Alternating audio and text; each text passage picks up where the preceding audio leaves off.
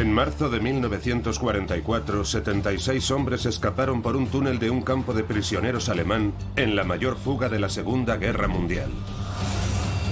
Su misión, provocar el caos en el corazón de la patria nazi. Cada uno de aquellos hombres sabía que arriesgaba su vida. A lo largo de 3 episodios hemos utilizado la reconstrucción dramática, testimonios de expertos y de familiares de los fugados. Sometieron a mi padre a un interrogatorio brutal. Y documentos nunca vistos. Tengo aquí una carta en clave, escrita por mi padre. Para contar la emocionante y verdadera historia llena de ingenio. Los documentos falsificados debían tener un aspecto realista. Valor. Si esto se derrumba sobre mí, estoy muerto. Y atrocidad. Fueron demasiado lejos. Violencia física, amenazas de muerte.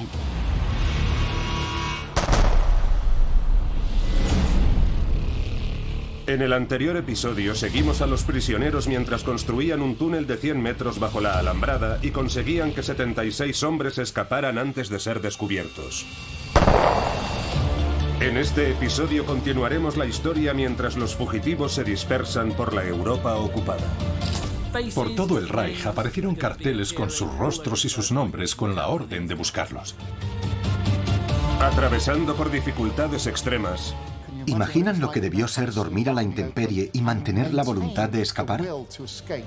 Y enfrentándose a la ira del régimen nazi. No creo que fuera necesariamente un nazi. Solo era un sádico. Esta es la verdadera historia de una de las fugas más audaces de la Segunda Guerra Mundial. Esta es la Gran Evasión. La Gran Evasión, la verdadera historia.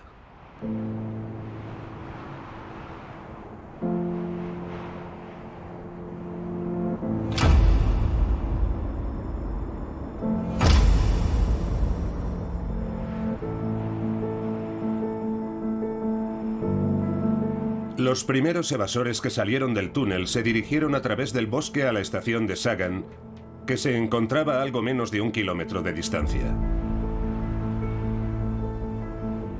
Pensaron que la gente que viajara en tren tendría más posibilidades. Aquellos con habilidades lingüísticas, contactos en la Europa ocupada por los nazis, los noruegos, los neerlandeses, gente así. Y les dieron la mejor equipación, la mejor ropa, tarjetas de identificación. Entre los que viajarían en tren se encontraba el cerebro de la Gran Evasión, Roger Bushel. Bushel y su compañero de fuga, Scheidhauer, escaparon como trabajadores franceses que regresaban a Francia de permiso. Bushel hablaba francés con fluidez, así que se parecía un buen camuflaje.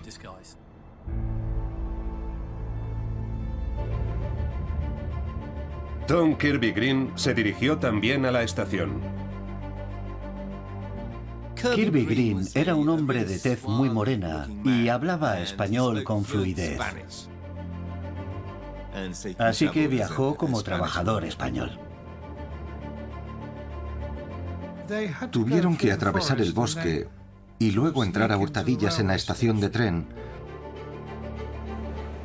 donde había otros prisioneros que llegaron antes que ellos, esperando diferentes trenes. Los fugados se vieron todos en el vestíbulo y fingieron no reconocerse. Debían parecer muy culpables si los hubiéramos visto.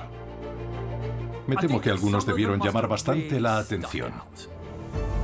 Pero a pesar de ser interrogado por un policía, las identificaciones falsas de Kirby Green pasaron la inspección y más de 30 prisioneros de guerra lograron subir a los trenes. Plunkett recordó que Bushel iba en su mismo tren y en el pasillo de uno de los vagones le apretó la mano como diciéndole: todo marcha bien, estamos en camino.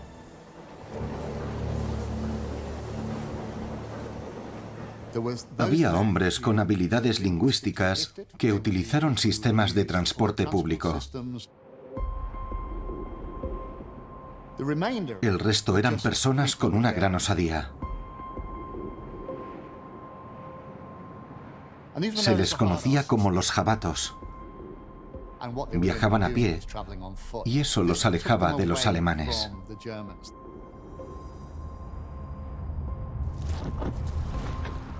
Atravesando bosques sin llamar la atención, fuera de las zonas transitadas.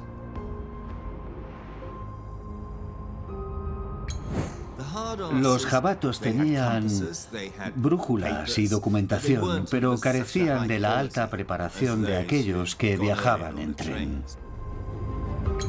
Todo lo que tenían era lo que llevaban puesto, tal vez un buen abrigo. El clima era atroz. Caminaban por una especie de barro fangoso. Eran las peores condiciones posibles. Cuando piensas en la película La Gran Evasión y recuerdas a los fugados, el clima era agradable, cálido. No parecía demasiado arduo dar un paseo por la campiña de Silesia. Falso. La realidad era que estaba oscuro, hacía frío. Y su ropa era increíblemente inadecuada para ese clima.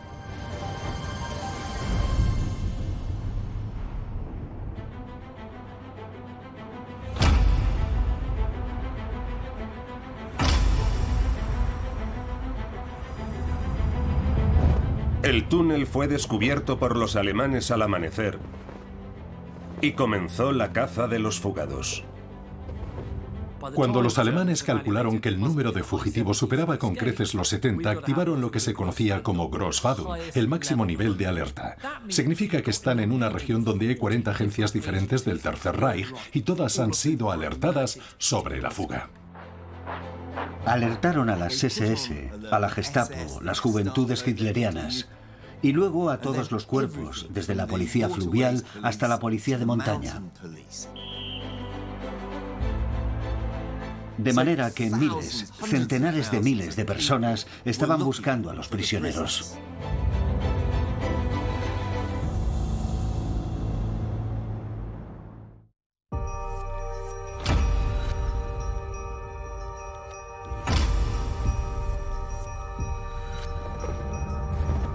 «76 prisioneros de guerra andaban sueltos por Alemania. Unos pocos elegidos viajaban en tren, dirigiéndose a diferentes rincones del Reich alemán con la esperanza de cruzar a países neutrales. El resto caminaba a través de bosques helados, intentando evitar a los miles de alemanes que los perseguían. Todo el aparato del Estado nazi estaba en aquel momento centrado en los 76 hombres que habían escapado de Stalag Luft 3.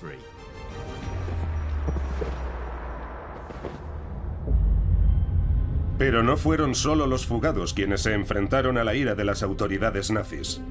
El comandante de Stalag Luft 3 y su personal también estaban en su punto de mira. Aparece un hombre llamado Günther Absol y pone en marcha una exhaustiva investigación. Y no se dedica a destrozar los barracones para ver lo que los prisioneros de guerra han estado haciendo. No, sino que investiga a los guardias alemanes. Porque sabe que esa fuga no puede haber tenido lugar sin la connivencia, voluntaria o involuntaria, de sus camaradas alemanes. Y lo que encuentra en los cuarteles alemanes es contrabando británico. Cigarrillos, chocolate... Y entonces se da cuenta de que el soborno y la corrupción imperan a gran escala. El comandante fue relevado de su cargo sobre las 2 de la tarde, el día después de la evasión. Lindeiner fue puesto bajo arresto forzoso y hubo un intento de someterle a una corte marcial, pero se declaró enfermo y finalmente se le mandó al retiro. Fue el final de la carrera de Lindeiner.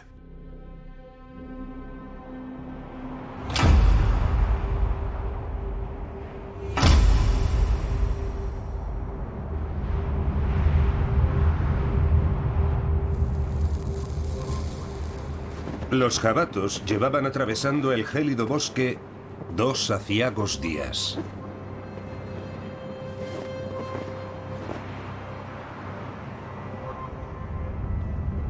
Cruzaban arroyos y campo abierto, buscando refugio, intentando progresar contra todas las dificultades. Lo único que debió animarlos fue el hecho de que estaban fuera del campo. Pero eso rápidamente debió convertirse en una especie de desesperación.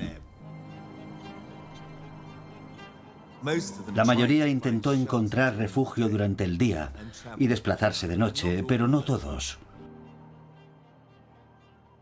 Encontrar refugio en aquel momento era extraordinariamente difícil. Con suerte podían tener una manta. Con suerte también podían tener un abrigo. Pero ¿dónde iban a dormir?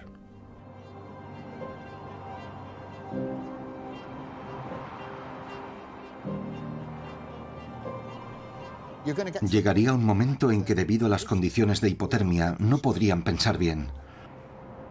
¿Se pueden imaginar lo que debió ser tratar de dormir a la intemperie y mantener la voluntad de escapar? Buscaban cualquier tipo de protección que pudieran conseguir, tanto de los elementos como de la población local. Pero los aviadores no recibirían una cálida bienvenida por parte de los alemanes de la zona.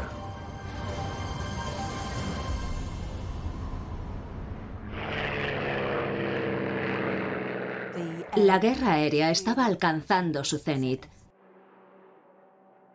y muchas ciudades alemanas estaban siendo reducidas a escombros. A esas alturas de la guerra, había poca o ninguna simpatía hacia los aviadores aliados por parte de la población alemana. Hombres que habían sido considerados nobles adversarios, ahora eran vistos cada vez más como aviadores del terror, aviadores asesinos. Las autoridades nazis no podían soportar que los odiados aviadores anduvieran sueltos por la patria.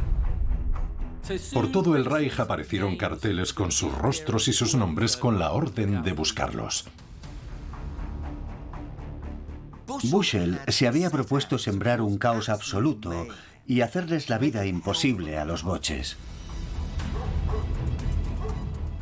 Y lo consiguió, más allá de sus sueños más descabellados. Fue un desastre propagandístico para los alemanes. Se dieron cuenta de que no eran capaces de controlar a sus prisioneros en su propio terreno. La gran evasión no consistía en llevar a aquellos hombres de regreso a Inglaterra. Se trataba de perturbar a los alemanes. Era un acto de guerra.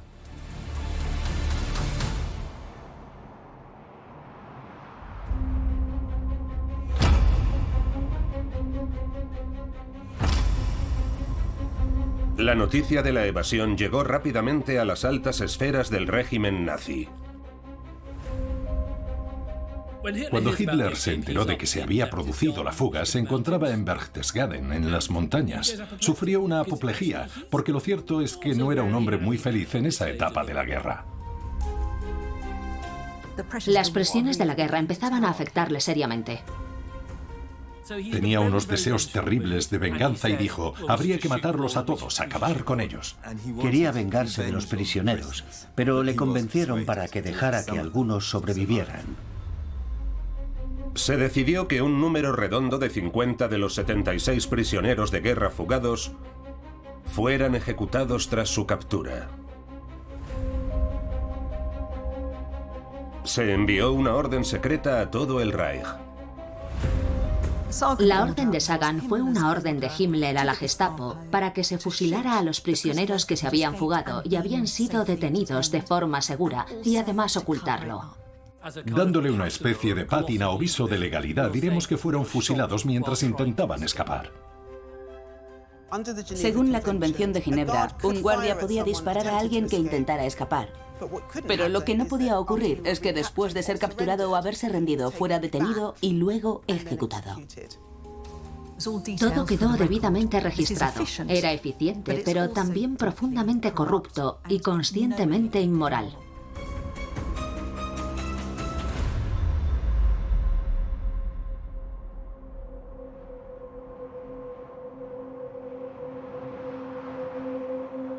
y la red se estrechaba alrededor de los fugitivos.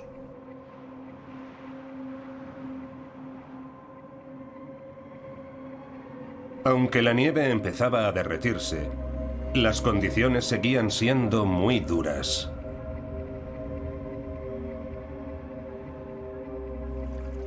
Estaba helando. Ríos de aguanieve que había que atravesar, carreteras, pueblos que cruzar. Y montañas que escalar tanto literal como metafóricamente.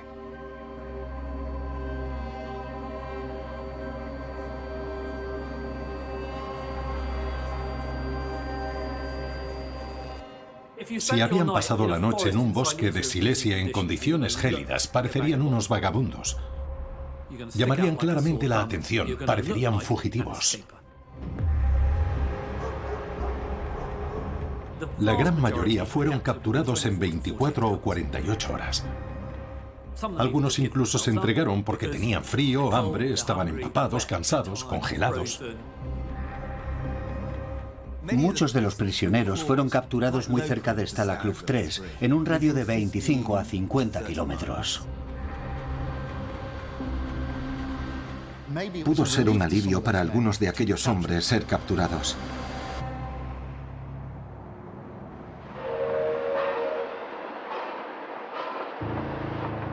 Los que escaparon en tren consiguieron llegar a cientos de kilómetros de distancia de Stalag Luft 3. Bushel y su socio, Bernard Seighauer, francés, habían viajado más lejos y más rápido que todos los demás prisioneros. Llegaron a Saarbrücken y esperaban cruzar a Francia, donde contactarían con una de las líneas de fuga que, con suerte, los llevaría hasta los Pirineos. En la estación de Saarbrücken fueron interrogados por un agente de la Kripo, la policía criminal, que pareció tener un problema con una de las tarjetas de identificación. Faltaba un sello o algo así. El caso es que durante el interrogatorio, Bushel o Seighauer, a una de las preguntas que les hicieron, respondieron en inglés. Desde mi punto de vista, es más probable que alguien que habla inglés respondiera accidentalmente en inglés a una pregunta que alguien que es francés como Seighauer. Así que mi sospecha es que fue Roger Bushel.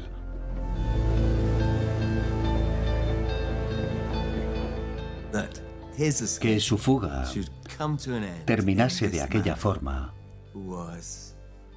fue terrible.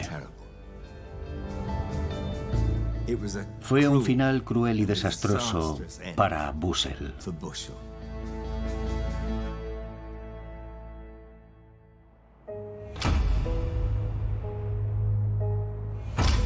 Al tercer día de la evasión, 61 de los 76 prisioneros de guerra habían sido capturados.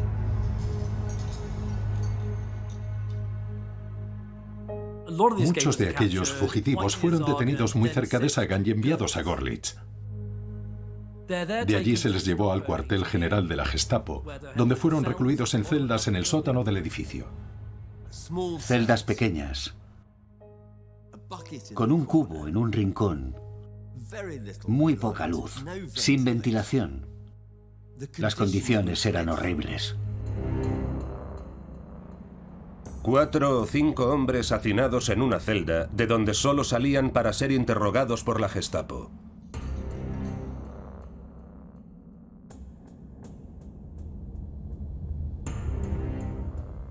Los llevaban para interrogarlos. Había muchos gritos. Y también una acusación. Ustedes no son prisioneros de guerra. ¿Cómo sabemos que lo son? Van vestidos de paisano. No llevan ninguna identificación que demuestre que son prisioneros de guerra. Esto no es lo que esperaba. Creí que me iban a enviar de vuelta al campo. Ahora tengo delante a un hombre que me grita y me acusa de ser espía. En fin, una situación radicalmente distinta.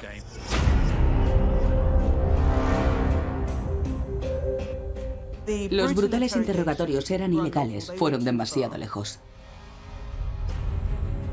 Violencia física, amenazas de muerte. Ese tipo de interrogatorio no estaba permitido. La policía de la Gestapo era absolutamente despiadada y aterradora. Scharwinkel era el encargado de los interrogatorios en Görlitz. Von Lindeiner, el comandante de Stalag Luft 3, lo describió como un desequilibrado.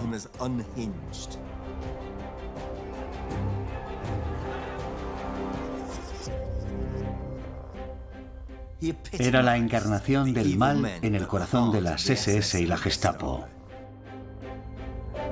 Scharwinkel era un hombre sin conciencia alguna. No creo que fuera necesariamente un nazi.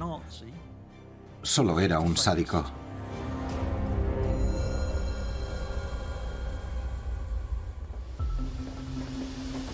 Los prisioneros de guerra que viajaban en tren se encontraban ahora diseminados por todo el Reich. Pero ellos también se vieron acorralados por la Orden de Alerta Nacional.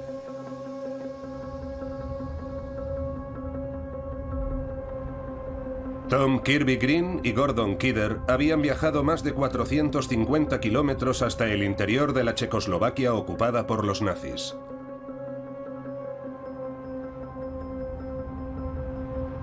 Nuevas investigaciones han revelado que les capturaron mientras cruzaban a pie los bosques situados al oeste de Norobi. Los trasladaron al cuartel general de la Gestapo en la cercana Eslin. Sometieron a mi padre y a su compañero a un interrogatorio brutal, hasta que ya no pudieron seguir fingiendo que eran trabajadores españoles.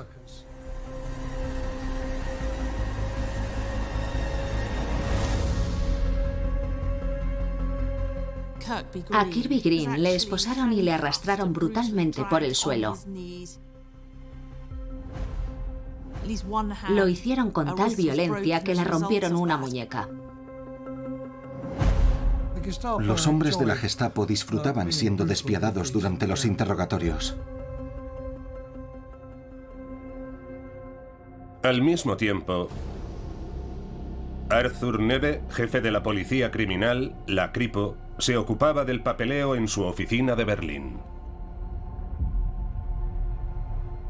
Tenía en sus manos los carnés de identidad de los prisioneros que habían sido recapturados, y entre todos ellos debía elegir a 50.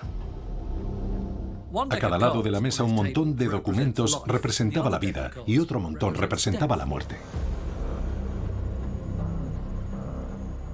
Sabemos que en alguna ocasión los carnés pasaron de un montón a otro.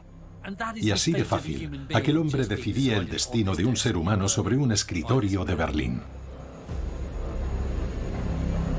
Se trató de un asesinato en toda regla ratificado por Arthur Neve y tendría unas consecuencias terribles.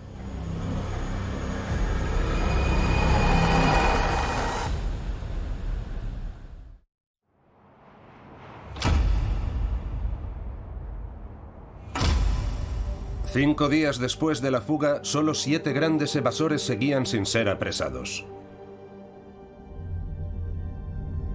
Del resto, la mayoría se encontraban hacinados en las diminutas celdas de Görlitz.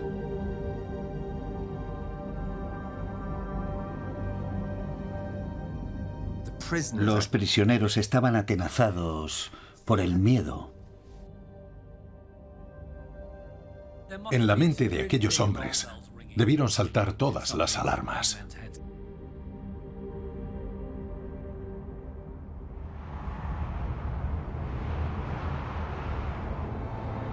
En Checoslovaquia, a primera hora de la mañana, la Gestapo sacó a Tom Kirby Green y a Gordon Kidder de su celda. Los metieron en coches y se los llevaron. Estaban convencidos de que los iban a devolver al campo de prisioneros.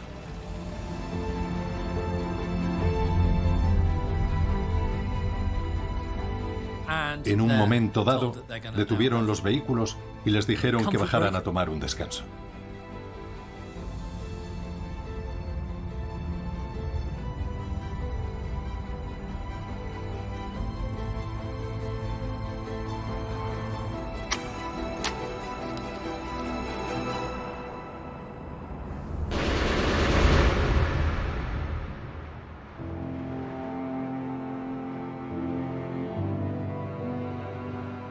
y los ejecutaron de la forma más miserable. Qué espantoso y desagradable debe ser para un hijo saber que su padre ha muerto así. Creo que la forma en que murieron, asesinados de esa manera tan repulsiva, fue algo despreciable.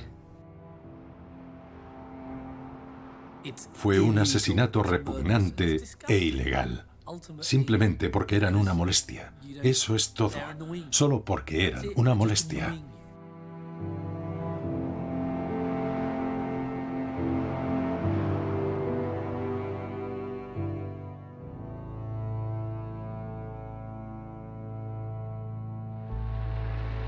Unas horas más tarde, al despuntar el alba,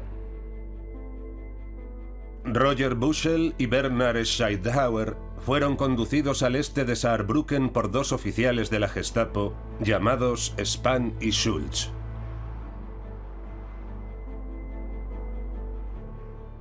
Aparentemente, los iban a trasladar a Berlín para interrogarlos. Creo que Bushel tuvo el presentimiento de que algo terrible iba a suceder. Los alemanes pararon el coche.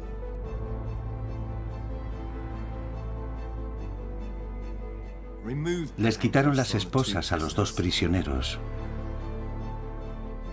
y les dijeron que se dieran un paseo.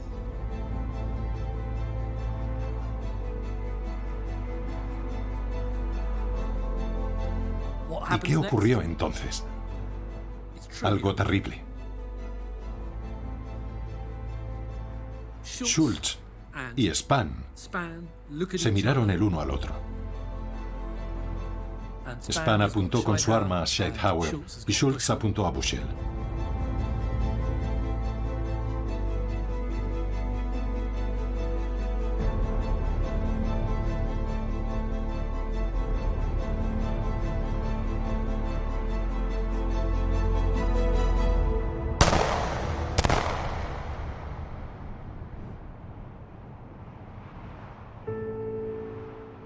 Scheidhauer cayó y murió en el acto.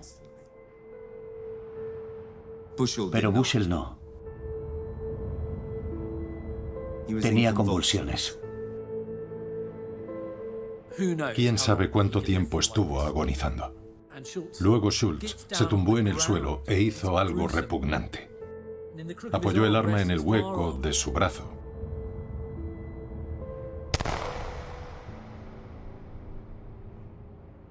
Y disparó a Bushel en la cabeza.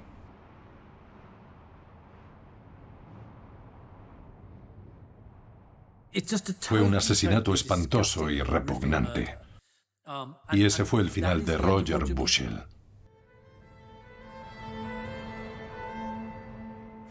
Creo que Roger Bushel nunca pensó que su vida pudiera acabar así. Siempre creyó que tendría éxito, que tenía una misión, un destino, y que al final triunfaría. Estaba convencido de que volvería a casa.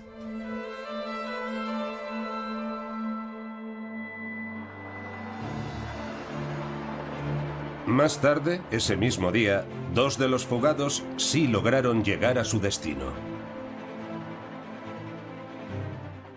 Müller y Bersland disponían de una gran ventaja por su condición de noruegos. Podían circular libremente por Alemania porque Noruega era parte del Tercer Reich y pudieron hacerse pasar fácilmente por trabajadores extranjeros.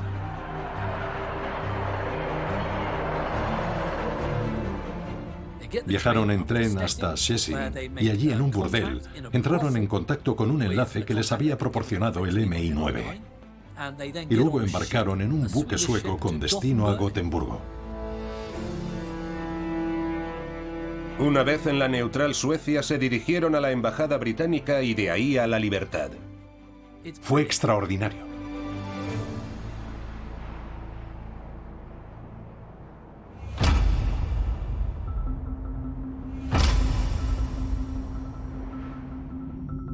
Durante Durante 2 días, los prisioneros de Görlitz vieron cómo se llevaban a sus amigos de las celdas para no regresar jamás. Uno de ellos se las ingenió para mirar por la ventana y vio como unos hombres con abrigos de cuero se llevaban a pequeños grupos de presos. Estaban aterrorizados. La mayoría de los prisioneros fueron fusilados individualmente o de 2 en 2. Pero en Görlitz, el día 31 de marzo, sacaron a 2 grupos y los fusilaron. Uno formado por 10 de los fugados y más tarde un grupo de 7. Scharwinkel supervisó personalmente esos fusilamientos masivos.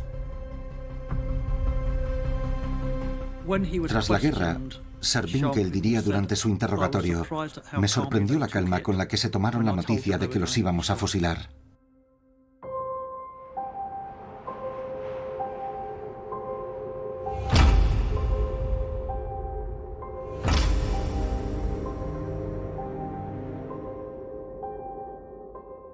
Al principio, los prisioneros que permanecieron en Stalag Luft 3 no oyeron ninguna noticia.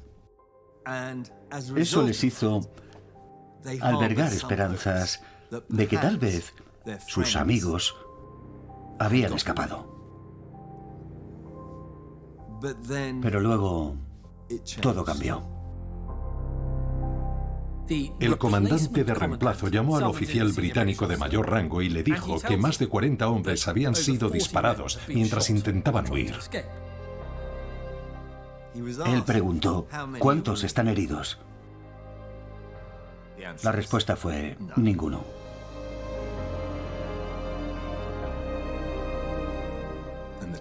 La espantosa realidad cayó como una losa. Y sintieron ira, repulsión y desesperación. Para mi padre debió ser devastador enterarse de que Tom Kirby Green y los demás, por supuesto, habían sido asesinados. Tom Kirby Green era su mejor amigo y le afectó muy profundamente.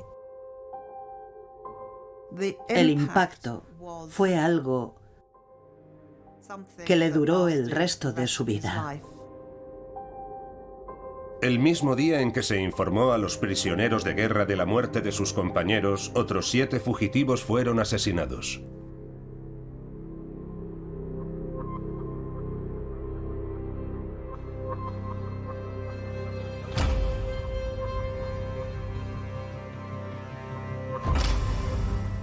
Como muestra de respeto, cortaron el extremo de sus corbatas en forma de rombo y se los cosieron en las mangas en señal de luto. El día de Pascua, los prisioneros celebraron una misa multitudinaria. Y los alemanes estaban muy preocupados de que la misa pudiera convertirse en un motín al ver la indignación y el nerviosismo que reinaba en la población de presos.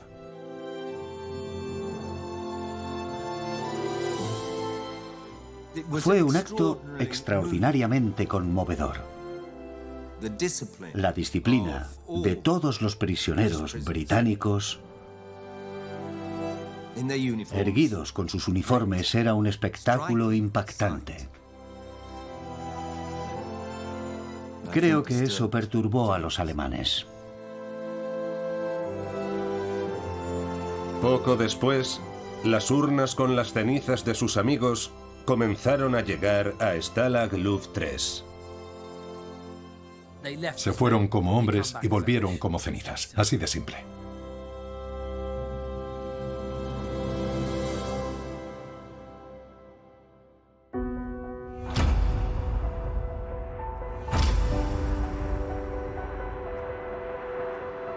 Las familias de los presos no se enteraron de los fusilamientos hasta un mes después, cuando la Cruz Roja se lo comunicó al gobierno británico.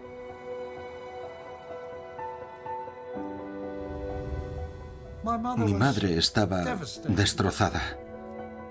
Es la única palabra que se me ocurre para describirlo.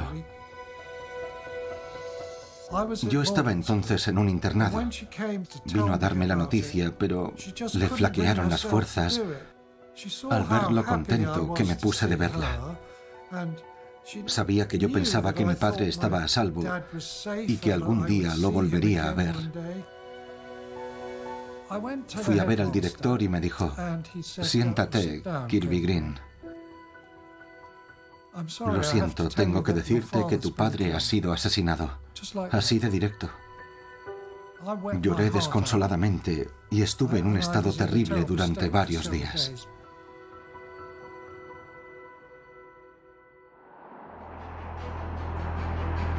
El gobierno británico estaba indignado por los asesinatos. Anthony Eden prometió en el Parlamento que los prisioneros asesinados obtendrían una justicia ejemplar. Significaba que perseguirían a los autores y que serían juzgados y castigados.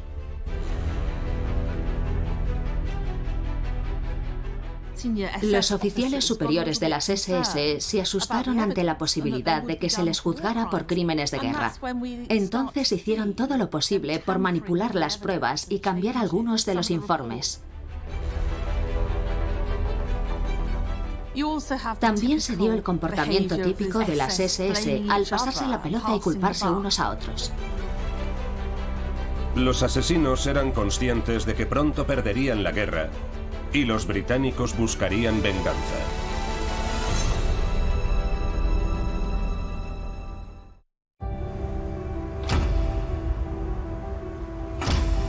En el verano de 1944, en los bosques cercanos a Stalag Luft 3, se permitió a los prisioneros construir un mausoleo para albergar las cenizas de sus amigos asesinados.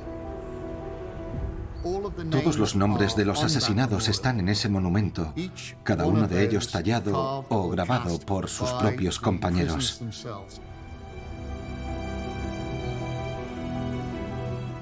Todavía hoy es un lugar que conmueve. Pero aquel verano los prisioneros de guerra recibieron buenas noticias. El holandés Bram van der Stok llevaba meses huyendo. Pero había conseguido atravesar Francia, cruzar los Pirineos y llegar a la neutral España. El 10 de julio aterrizó en el Reino Unido. Un tercer gran evasor había logrado la hazaña.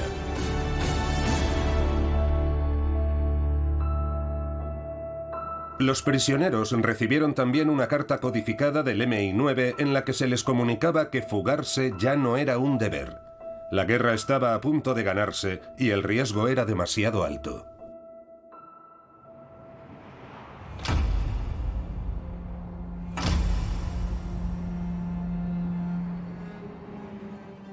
El campo Stalag Luft 3 se evacuó el 27 de enero de 1945. Con los rusos a solo 40 kilómetros de distancia, los prisioneros, 11.000 en total, fueron trasladados a pie hacia el oeste. Las temperaturas eran gélidas. Había caído una copiosa nevada. Marcharon a pie y perdieron a mucha gente por el camino. Finalmente, la 9ª División Blindada liberó a mi padre y pudo volar de regreso al Reino Unido.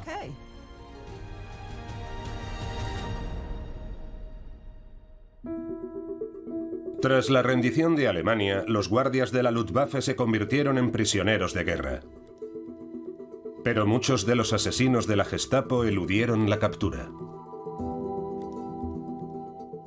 A los autores de las atrocidades les proporcionaron documentos e identidades falsas y se les dio instrucciones para que huyeran. Los británicos pusieron todo su empeño para que esos criminales de guerra fueran llevados ante la justicia. Enviaron a un equipo de investigadores de la RAF a la Alemania de la posguerra para localizar a algunos de los comandantes de las SS que habían llevado a cabo aquella atrocidad.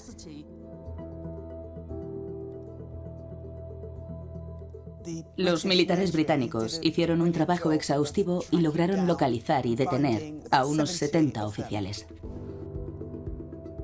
Uno de los capturados fue Eric Zacharias, que había supervisado el fusilamiento de Tom Kirby Green. Al principio lo negó todo.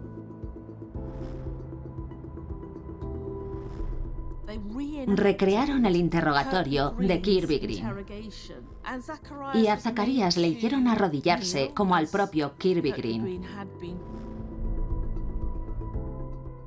Es muy probable que en ese momento pasara por su mente que estaba a punto de correr la misma suerte que su víctima. Entonces Zacharias se derrumbó y confesó.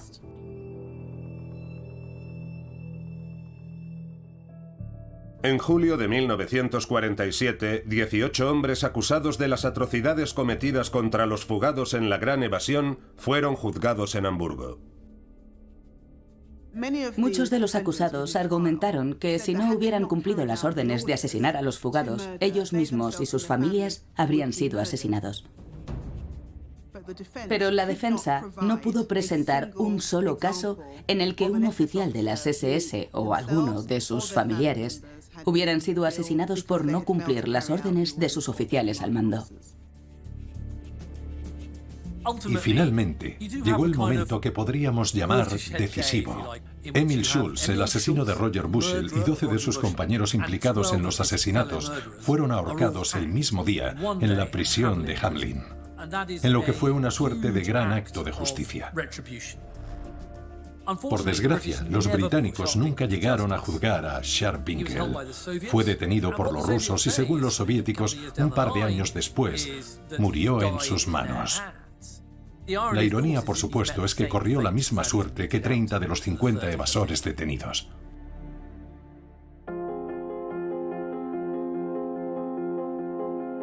Pese a que el horrible asesinato de los 50 jóvenes prisioneros recibió su justo castigo, no sirvió de gran consuelo a sus familiares y amigos. Mi padre estaba destrozado por la muerte de su gran amigo Tom Kirby Green. No sabía qué hacer para aliviar esa pérdida, así que decidió que después de la guerra, si conseguía volver sano y salvo, ayudaría en lo posible a la viuda de Tom Kirby Green. Roy fue uno de los muchos prisioneros de guerra que ayudaron a mi madre. Y quizás fue más persistente que otros porque se estaba enamorando de ella. Pasado un tiempo, mi madre y él me dijeron que se iban a casar.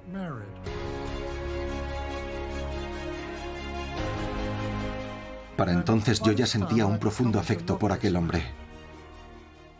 Y finalmente nací yo.